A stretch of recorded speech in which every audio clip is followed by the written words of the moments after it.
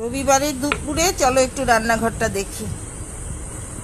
শিল পাটা মশলা বাটা হচ্ছে। এই বাটা মশলার রান্নার স্বাদই কিন্তু আলাদা। তারপর চলো দেখি কি কি রান্না হচ্ছে। এই দেখো কত মশলা করছে। বসে গেছে মাছের ঝোল।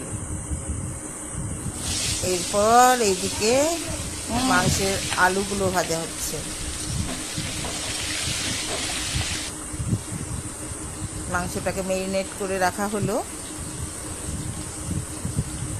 মাছের ঝোলে মাছ ছেড়ে দিল। প্রচণ্ড গরম, হালকা পাতলা রান্না হবে। আর কি কি আছে দেখি। এই দেখি দাঁড়াও। এই দেখো আম টক, তারপর ডাল, আর হলো কচুর বড়া হবে। কষানো হচ্ছে। এরপর কিছুটা কষানো রাখা হবে, আর কিছুটা হবে একটু হালকা। এই দিয়ে আজকে দুপুরের